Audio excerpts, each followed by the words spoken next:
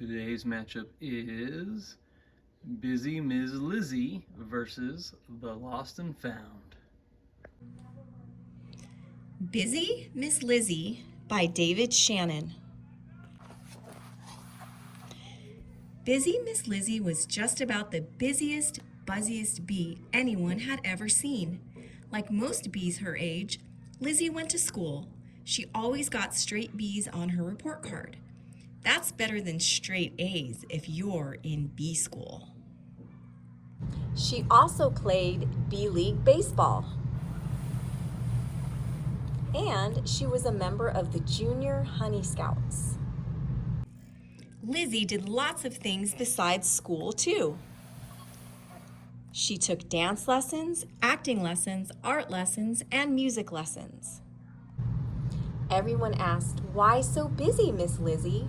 "Because someday I want to meet the Queen," Lizzie answered. "And when she asks me if I'm the best bee I can be, I'll say, 'Yes, ma'am, I am.'" She woke up shouting, "Quizziccal." Her mom and Daisy were next to her bed. "I have to get back to the contest," Lizzie cried. "I have to meet the Queen." "That was 3 days ago," said Lizzie's mom. "The doctor says nothing but rest for you now. I'm so sorry. I should have said that a long time ago." "Well," said Lizzie, trying not to cry, "at least now I can go to the garden with Daisy." "Good idea," said Lizzie's mom. Busy Miss Lizzie dozed off. Lizzie knew exactly what the Queen meant. "If I wasn't so tired, I would have won the spelling contest," she sighed. "Yup," said the Queen, "but then you probably wouldn't be here. And aren't you happy right now?" Lizzie thought for a second. There she was in a beautiful garden with her best friend and the Queen. "Yes, ma'am, I am," she replied. And that's how Busy Miss Lizzie learned to stop and smell the flowers, which, when you think about it, is exactly what bees are supposed to do.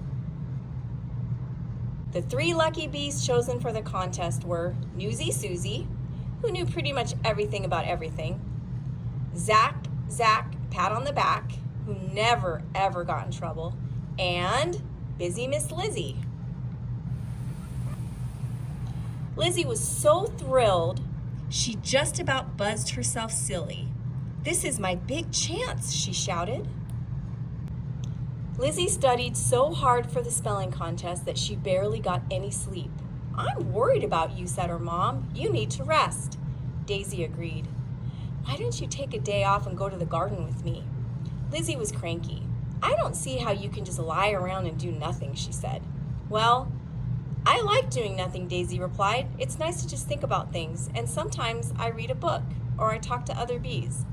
Last time I met a very nice old lady who knows a lot of stories. You should meet her." "I'm too busy," said Lizzie again. "Tomorrow is the big day." Daisy smiled. "Lizzie, you're the most amazing bee I know. I'm sure you'll win." "If I can stay awake," joked Lizzie. Lizzie's other friends were quite busy and buzzy, though. Some of them did some things with her, others did other things with her. But Busy Miss Lizzie did everything. The only bee that was maybe even busier than Lizzie was her mom. Busy Miss Lizzie's best friend was Lazy Miss Daisy. Daisy was just the opposite of Lizzie. She liked to go to the garden and lie down in a big flower. "It smells wonderful," she told Lizzie.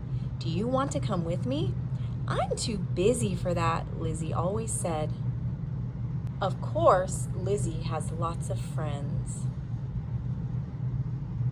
"Who thinks about spelling in the middle of a garden?" said a strange voice. Lizzie looked up and saw an old bee smiling at her. Daisy shouted, "That's my friend I told you about." Lizzie thought the old bee looked familiar. Then she realized. You're the Queen!" she exclaimed. "You are?" mumbled Daisy. "What happened to your big hair?" The Queen laughed. "Oh, I wear my wig so they have something to put that silly crown on." "But aren't you too busy to be here?" Lizzie asked. "I'm busy doing nothing," answered the Queen. "It helps me be the best bee I can be." The next day, the entire colony was at the spelling contest. Everyone buzzed as loud as they could when the queen arrived.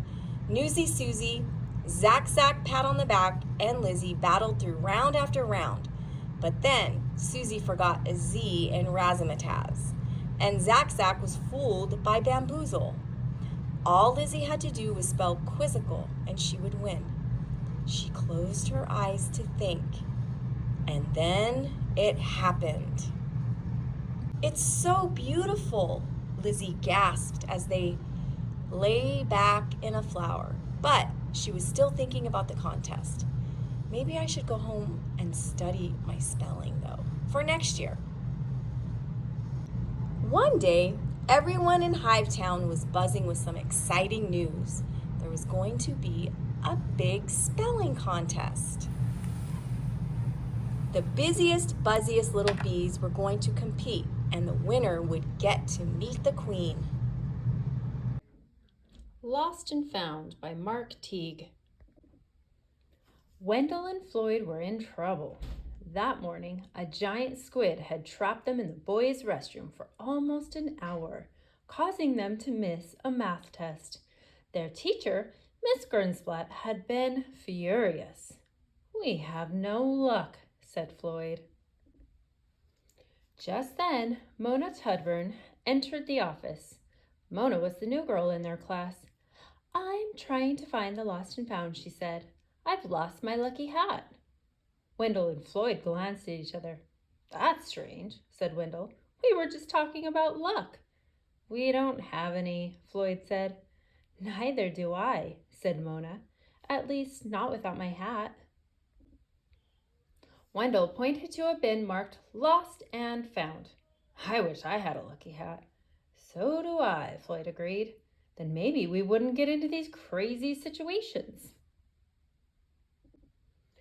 Mona leaped farther and farther into the bin. Soon only her feet were visible. A moment later, she was gone. The boys walked over to have a closer look. "Where did she go?" asked Wendell. "I don't know," Floyd said. "She must be lost." "Don't be silly," Wendell told him. "How can you get lost in the lost and found?" Floyd looked at the principal's store and thought about the trouble they would be in if they weren't there when they were called. "I guess we should go in after her," he sighed. They climbed into the bin and instantly plunged into a deep well of lost toys and clothing. "Look, Floyd, we found Mona." "I think I found you," Mona said. "Maybe we should get back now," Floyd suggested. Mona noticed a sign pointing to a narrow passageway. "Hat room," it read. "I bet my hat's in there." "It couldn't hurt to look," said Wendell. "Wait," warned Floyd. "What if we get lost?" But Wendell and Mona laughed. "You can't get lost in the lost and found." The passageway led to a cave where a deep lake gurgled and steamed. "I wonder if the principal knows this is in here," said Floyd. Wendell examined a suit of armor. "Some of the stuff has been lost a long time." "I still don't see my hat," grumbled Mona. Then Wendell found a boat. "Perfect! We'll paddle across." On the far side of the lake were 3 tunnels. "Which way do we go now?" asked Floyd. "We could flip a coin," Wendell suggested. Mona frowned. "That only works if there are 2 choices. We have 3. The boys thought about that for a while. Finally, Wendell threw up his hands. "Let's try the middle one." The tunnel became a winding hallway full of doors. They opened each one without finding a single hat. "I knew we would get lost," Floyd muttered. "You can't get lost in the lost and found," Mona and Wendell told him. But they no longer sounded so sure. They came to one last door. Mona turned the knob and pulled. "The hat room!" cried the boys. But Mona shook her head in dismay. "There's too many. I'll never find my hat in here." They decided to look anyway. "Is it this one?" asked Wendell. It wasn't. "How about this one?" Floyd held up a huge pink hat with purple flowers and a canary. "Of course not," said Mona. The boys began trying on hats themselves.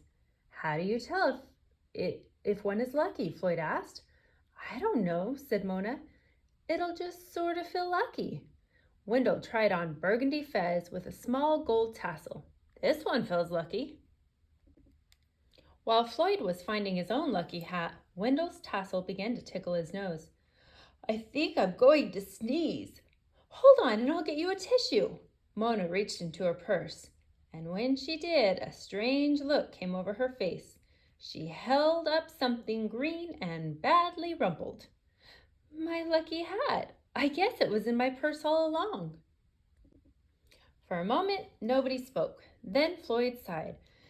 At least we can go back now. Maybe not, Wendell said. What do you mean? Asked Floyd and Mona. I mean, we might be lost. Floyd groaned. I thought you said we couldn't get lost in the lost and found. It's been an unusual day, said Wendell. To be honest, I don't even remember which door we came through. The children looked around. There were doorways in all directions. None of them could remember which one was theirs. Suddenly, Mona laughed. What are we worried about? We've all got our lucky hats, right? She closed her eyes and turned slowly around. When she opened them again, she pointed straight ahead. I say we go that way. After a long journey, the children's heads popped out of the lost and found bin, just in time to hear the principal call, Wendell and Floyd, come in here, please. It was late that afternoon before the boys left school. They found their new friend Mona waiting for them. How was it? She asked. Not bad, said Floyd. The principal had merely lectured them about telling the truth. Of course, Miss Gernsplat had made them stay and finish their math tests, but it could have been worse. I think our luck is changing, said Wendell. Mona nodded. Me too. Since it was late, they decided to take a shortcut. I hope we don't get lost, said Floyd. But he wasn't really worried. Neither were Mona and Wendell. They paused for a moment to put on their hats, and then they all started home, feeling lucky together. I hope you enjoy both books, and don't forget to vote.